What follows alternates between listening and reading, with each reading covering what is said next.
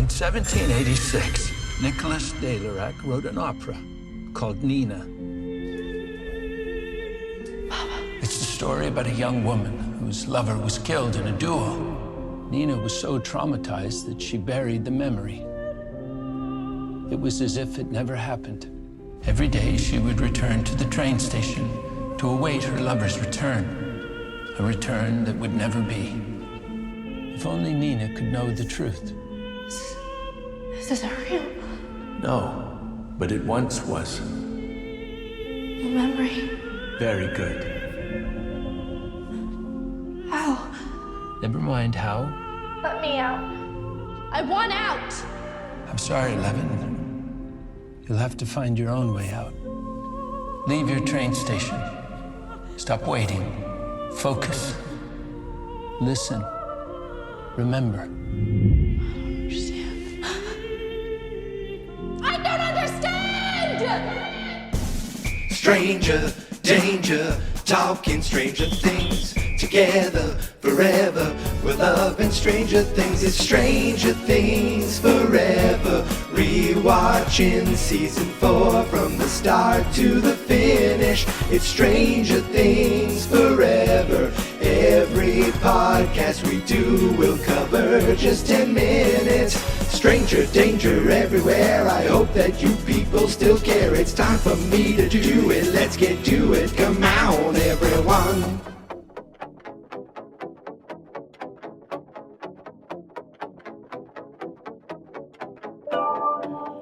Greetings, stranger friends, and welcome back to Stranger Things Forever, rewatching season 4 from the start to the finish.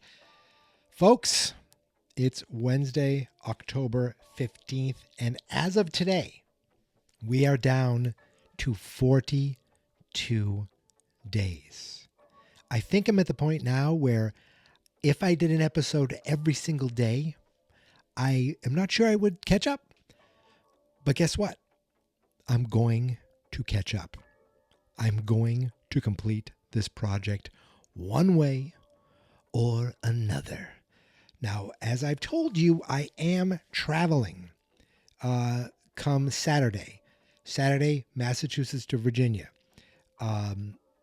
Sunday, Virginia to South Carolina. And then Monday, South Carolina to Florida. Once I'm in Florida, it is possible that I might have time to do a show. I doubt it. So I might try to, I don't know. I don't know if I could bank a couple to put out while I'm traveling next week. But I do know that Monday I'll be in Florida. Tuesday I'll be in Florida, and Wednesday I'm flying home to Massachusetts. I have Thursday off. I have Friday off. And you know who doesn't have Thursday and Friday off? My wife, which means that I'll be home with nothing to do but talk Stranger Things to the stranger friends like you. So if I can't get episodes out while I'm traveling, I'm going to record I'm going to record my ass off to get as many as I can done. But that's next week. We're still here now. I did put out an episode yesterday where I thanked all the top 10 countries where all the stranger friends are listening. And I did get a couple responses, which I thought was fun. I got a message from Enrico Pessoa. Am I saying that right? I want to say it like Enrico Pessoa, but I feel like that might be culturally insensitive, so I'll just say it like this. Enrico Pessoa. There, that's better, right? And he said, you did get the obrigado right. And it's bad because I want to say obrigado, Mr. Roboto, and that's two different languages. And, well, I guess one of the languages is English because it's not even really Japanese. But I got it right. Yes, my Portuguese ancestors have blessed me with getting, at least pronouncing a word right when I looked it up on Google Docs. And then I got a message from Jeremy. Now, I don't know if he spelled it wrong and it's Jeremy, or if his name is Jeremy. Either way, I'm gonna say it how it's spelled, and that's Jeremy. He says, "Hi, Mike. I'm from the Netherlands." So maybe Jeremy is a Netherlands name, and I love your podcast. Awesome. Thank you. By the way, here in the Netherlands, we speak Dutch. I feel like I should have known that. And I'm a little embarrassed for, didn't I say yesterday, I don't know what they speak, Netherlands? I don't remember. I don't even remember. It was yesterday and I don't remember. But Dutch, of course, which, you say, wait a minute, they speak Dutch in the Netherlands? Well, we speak English in America. So, I mean, it doesn't matter what the name of the language is, and they speak Portuguese in Brazil. So it is whatever language they speak is what they speak, and it's Dutch. And I want to say to you, Jeremy, bedankt voor je reactie. Okay, I typed in thank you for your comment on Google Translate from English to Dutch. And if I were just to read this, I would say bedankt voor je reactie. But I think I might have pronounced it sort of close. So anyway, thank you so much for your comment. And if you listen on Spotify, you can leave comments on any episode. But if you don't listen on Spotify, you could always leave a review on Apple. That'd be sweet. And if you did want to reach out to me, you can email strangerdanger@fans.experts.com. You can just go to fans.experts.com or strangerdangerpodcast.com, and you can leave a voicemail. We have a button on every single episode to leave a voicemail. So you can do that too. And really, if you leave a voicemail, 99.9% of the time, I'm going to play it on the show. Now, you'd think that would be me like teasing for a voicemail that came through. It isn't one. So I'm not begging for one. But if you want to send one, you can do it. And I got a third comment on yesterday's episode. This is from Fizza, just thanking me for mentioning her yesterday. And I'll just say, you're very welcome. Now, the only other thing I wanted to talk about before going into the next 10 minutes of the Nina Project is a big Variety article came out today that is titled "Saying Goodbye to Stranger Things, the Duffer Brothers Tell All on Season 5 Secrets, the Tearful Finale, and Leaving Netflix for Paramount." I am going to put a link to this article in the show notes. I'm almost afraid to read it, but it looks like, I don't know if Variety still puts out a paper magazine, but they have a nice photo shoot, and it looks like they're on the cover of whatever this is. It might just be a photo for the article, but it just kind of, it's a pretty lengthy article, and I do want to read it, but I don't want to read it. I'm not going to read it to you guys, and I don't want to see anything that I know the tell-all isn't going to say anything, but I almost don't want to, like I was watching, I like the show Peacemaker, and I listened to the podcast with James Gunn, and he's like, well, this episode's great, but I can't wait for the end of the 6th episode. And that's not a teaser for anything except, to me, it's kind of a spoiler, except it is, because now I'm like, well, something's going to happen here, waiting for it, oh, there it is, where I don't want to know anything. I want to know as little as possible, besides, of course, watching the trailers. So I'm going to put a link to this article in the show notes. You can definitely check it out. I did see some other articles. It's funny. You do an article for a some source, and then all these other resources, all these other places, outlets, glom onto that article and post their own article saying, hey, they did an interview where they talked about this. And it's like, but instead of clicking that one, just click ours. And I hate that, but that is a lot of what the internet is. But I did see one article where they talked about how the Duffers looked at a lot of series finales of other shows. So I am going to read one paragraph from this article, the original Variety article. It says, the Duffers studied series finales that they felt really worked, such as the final installments of 6 Feet Under, Friday Night Lights, and even The Sopranos, whose cut to black was controversial at the time but is now widely respected. The Ross Duffer says the best ones were very true to themselves. The shows that are trying to be super clever, I think that's where it can go wrong really quickly. That's all I'm going to read.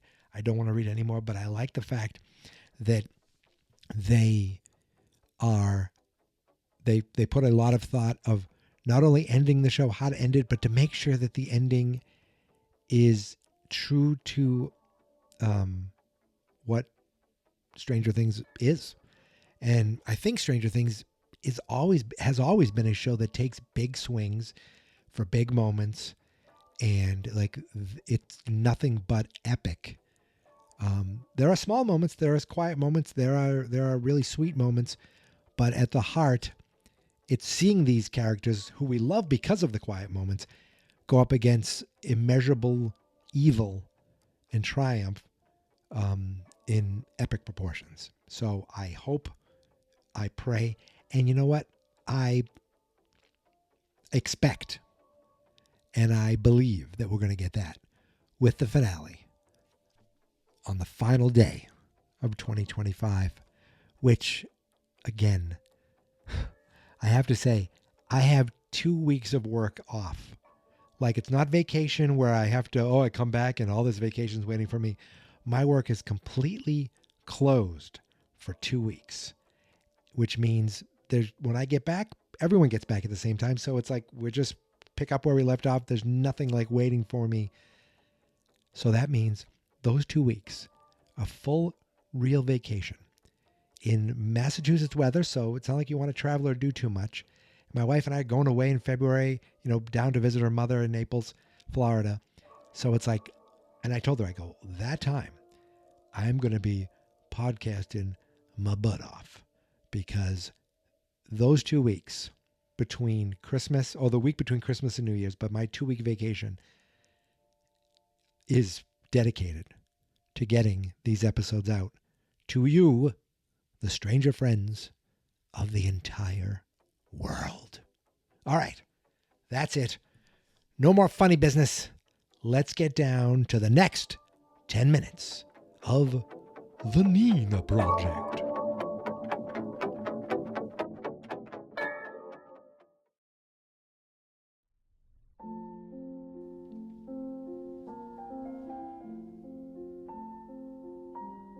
So it picks up right at the tail end of Dustin and Steve as they're making their way upstairs. That was from the end of the last 10 minutes. So we see the tail end of that. It's funny, we're kind of bookended with those two characters. But our block really kind of begins as we jump over to the Bering Strait as a plane is flying over with Joyce, Murray, and Yuri. Joyce and Murray are kind of sitting there feeling hopeless. Murray's asking to go to the bathroom. I don't know where he would on this plane, but Yuri's just flying the plane with eating his peanut butter, and Joyce realizes he cannot hear them at all. So she's like, he can't hear us at all, can he? So she knocks over some jars of peanut butter. Thankfully, they're made of glass, and her plan is to use the shard of the peanut butter to cut themselves free. And then Murray can, use his black belt skills to take out Yuri. Get his gun and force him to fly the plane back. It's very simple stuff. As far as Joyce is concerned, she's like, isn't black belt the highest level? And he's like, well, he confesses he's never actually fought in a real world scenario, but he has sparred with the other students in his class. But most of the kids, most of them are no younger than 13. I mean, Jeremiah, he's 16, and, he's almost 16. And Murray beat him, and he's like, wait a second. I did beat him. And he realizes, surely Yuri is not as trained as Jeremiah. And what started out as a punchline actually turns into Murray feeling confident for himself. And he's like, he thanks Joyce for talking him through this. But you can see the look on her face. She's not feeling as confident. Then we jump over to really the most important part of this 10 minutes. And that's over in Nevada at the Nina Project in the missile silo. We're in Eleven's mind still. And we're seeing her run from trying to escape the Rainbow Room. She's running running down the hall. But every door she opens brings her right back to it. You can see the look on her face. She feels hopeless. She feels trapped. She feels stuck. And the lights flicker and she's back in the room again. And we see that blonde orderly, who I'm sure, he just seems like a nice, sweet boy, and he's not really that important to the overall story, but he's there. And he repeats that line about, oh, look who's finally, decided to join us. 11 sees a security camera up in the corner of the room. She goes right up to it and she starts screaming, stop it, let me out. And nothing happens. And so she kind of steps down and walks over to this giant mirror. And when she looks at it, she sees herself, but she sees the small child version of herself that actually lived in the lab. So she realizes whatever's happening, it's not real. All of a sudden, Brenner can be heard over the loudspeaker. Now it's actually Brenner outside outside of the Nina tank, talking to the actual 11 inside the this memory, this vision, and he talks about an opera. He says in 1786, Nicholas de Layrac, I may have said that wrong, he wrote an opera called Nina. It's the clip I played at the beginning. The story about a young woman whose lover was killed in a duel, but she was so traumatized that she buried the memory, and as if it never would return. Every day she would go to the train station, await her lover's return, a return that would never happen. If only Nina could know the truth. So they named the tank after the opera of this girl who suppressed her memories. So I guess that's their way of saying, they haven't gone to the full point yet, but 11 she didn't lose her powers. She repressed her powers. Do you say I said powers? I'm telling you, Boston comes through. She repressed her powers, and this is kind of her. They're trying to use this as the way to get them back. 11 says, this isn't real. And Brenner says, no, but it once was. And she realizes it's a memory. And she says, I want out. He says, I'm sorry, 11, you'll have to find your own way out. He doesn't really have a good bedside manner as far as a doctor's concerned. And then the memory repeats itself. And Brenner tells her, you have to focus, listen, remember. And she seems to kind of remember what happens in that conversation, and she reenacts it. Like, she answers him, am I going to get in trouble? He's like, no, training starts soon. And he goes, you're going to do great. I just know it. The Brenner in the memory comes in. He's like, good morning, children. Good morning, Papa, which, again, always creeps me out.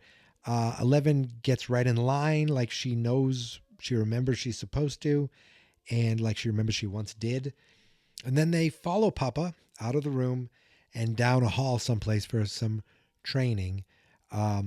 We now see Brenner outside again, monitoring the situation as Owens comes in and asks about her. He's like, Owens is like, how's she doing? Brenner says she's doing good. She's swimming now. And he says, good, because I just got off the phone with Stinson and we don't have much time. And as I mentioned, Stinson is the woman who works for Owens, who was in the Munson trailer just 10 minutes ago. And Brenner's like, well, then she'll just have to swim faster. Like, just everything he says is like so ominous sounding. Now, we then go inside the tank. We see inside it, we see all these videos playing around 11. And like, I would assume these are old security footage of the actual lab playing to help her remember these situations, right? Because everything was recorded. It's not like one part of me is thinking, wait, are they visualizing her thoughts like Mike TV and Willy Wonka? I don't think so. I think, isn't that what they did? Or did they just put him in the TV? I don't remember. Anyway, I think these are just there to prompt her. And then we see 11 in the tank, floating in the water. She's got this sort of white suit on and a swim cap with all kinds of doodads hooked up to it. And as the camera pushes in, we see her eyes are closed, but they are moving all over the place, because she's dreaming, whatever it is. She's living out these memories in her head. And we leave her and we jump over to the crew who are trying to find her, trying to save her. The Surfer Boy Pizza Boys in the desert. The van is roaring down the street, and the boys yell at Argyle, slow down, as they come across a payphone. I remember being at the Methuen Mall as a kid and needing a ride home and having to find a payphone. And I think I had to borrow a quarter from our neighbor who was also the chief of police so that we could call my dad to drive us home. Mind you, I lived less than a mile from the friggin' mall. I mean, I've walked there, in my adult years. I live further from the mall now, I think, and I still walk there. But I could have just walked home. I mean, I could have got jumped walking home, but as a young kid, you don't think you're gonna walk home, and you're 13 years old. But I could have. Anyway, the payphone. So they reached the payphone and they called the same number I called the other day, 202-968-6161. They connect to what people my age remember how it sounded to connect to the internet, back to the old days of dial-up internet. I'm gonna take a moment to, you don't realize how connected you are now. You pick up your phone, you're connected to the internet. You pick up your laptop, your TV, everything's kind of connected to the internet. Where back when my family first started getting online, I remember my uncle having a thing called Prodigy. You would pay a monthly service to Prodigy, and you would call the phone number to Prodigy, connect to the Prodigy servers, and that's how you would check, scores and stocks and news, and you could chat with people. And it was very early, but it was very cool because I'm like, these people are all over the country, all over the world. This is crazy. And it was all text-based, with pictures, I think, too. Then that turned into like America Online, AOL, that became the big thing. But the same thing where you would call a number and connect to the internet. And I remember using, I think the company was called Netway. You would call their number. They were the internet service provider before cable companies took over everything. So I would call this number, connect to it, Netway, because they had the good 56K modem, and then I could browse the internet. But I remember my uncle, same uncle who had Prodigy, who loves computers and stuff, he gave me a list of phone numbers for different databases, like bulletin boards. So instead of like connecting to your internet service provider, like, say, now it would be Fios or Xfinity, or your phone, you would dial a specific number to see a specific thing.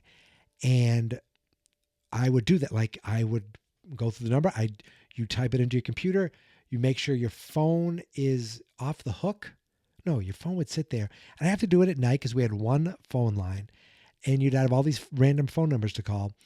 And I accidentally called someone's house. So one of these numbers was not a bulletin board.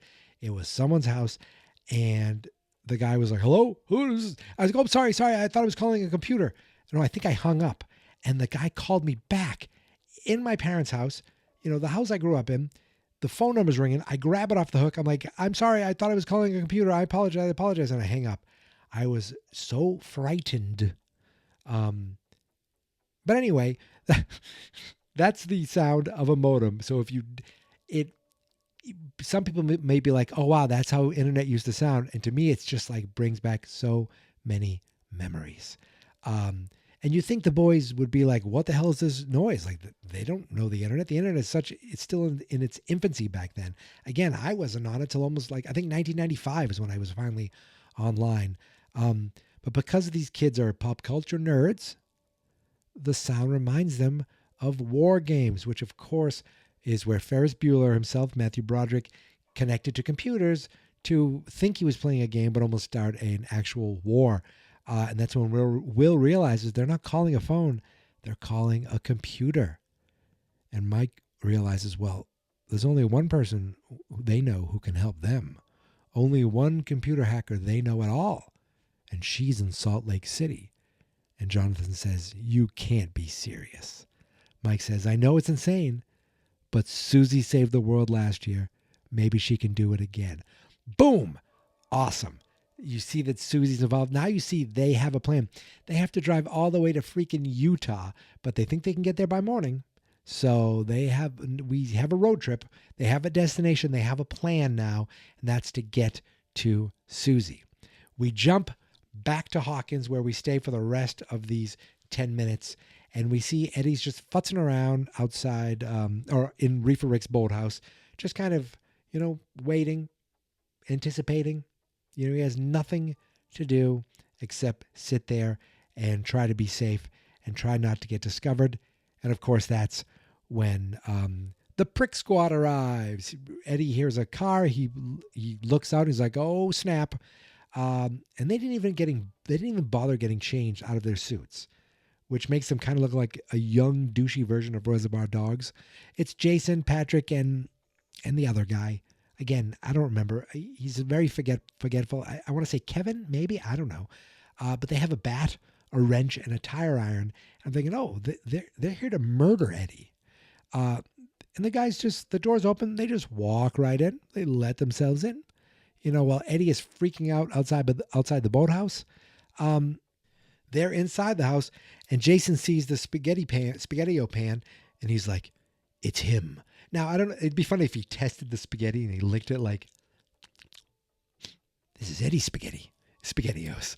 But he just kind of makes the assumption that he's there and they found the place, and Eddie, is freaking the frig out. Yeah, I'm sorry for the language, but he is desperately calling for anybody to answer him on the walkie-talkie. He's like, Dustin, it's a code red basically, but Dustin's walkie, we saw him drop his bag on the floor at the Creel house while the walkie's in it, and they're all upstairs. So there's nobody answering him, and we jump back to Dustin and Steve as they're exploring in the house, and that's it. I told you we got 2 seconds or 1 second of Dustin and Steve at the beginning, 1 second of Dustin and Steve at the end. But in the middle, we discovered what the Nina Project is. It is 11 trying to use her memories to help get her powers that are repressed, using these old realizations, these old experiences to try to prompt something to bring her powers back. And it's funny that Brenner is somehow focusing the memories to these moments because he knows these are the moments that matter. These are the moments that changed 11 forever. And while 11 may have suppressed them, Brenner knows that, he can't just help her. He can't just tell her. She's got to figure it out on her own. Meanwhile, the boys are in the desert and they're trying to rescue 11. The only thing they have is that phone number, but that leads them to a computer. So now they're going all the way to Utah to find Susie, who hopefully can help them figure out what the hell this connection is and what it can do for them, how they can use it, how it can help in whatever way. We also have Murray deciding he is going to use his karate to take out Yuri. And of course, those effing basketball a-holes, they're closing in on Eddie Munson as this 10 minutes comes to an end. So that's it. What happens next? You'll have to wait until next time. But I want to give a shout out again to all the comments that I got from Mariko, Jeremy, and Fizza. I appreciate it. Thank you so much for being wonderful stranger friends. And everyone else, thank you so much for listening, for subscribing, for following along, for supporting the show all these years. I truly, truly appreciate it. And that's it. I think I'm done. But I will be back soon to talk more Nina Project. But until then, thank you so much for listening and subscribing. You can find me on all the socials at Geek Mentality, except TikTok, which is Geek Mentality Mike. The Facebook page is Fans Not Experts. The YouTube channel is Fans Not Experts. All my podcasts can be found at fansnotexperts.com. And of course, everything Stranger Danger can be found directly at strangerdangerpodcast.com. So once again, thank you. Once again, obrigado. And remember that people like you and people like me and people like Arico, and people like Fizza, and people like Jeremy all over the world who help keep Stranger Things alive for, say it with me, ever.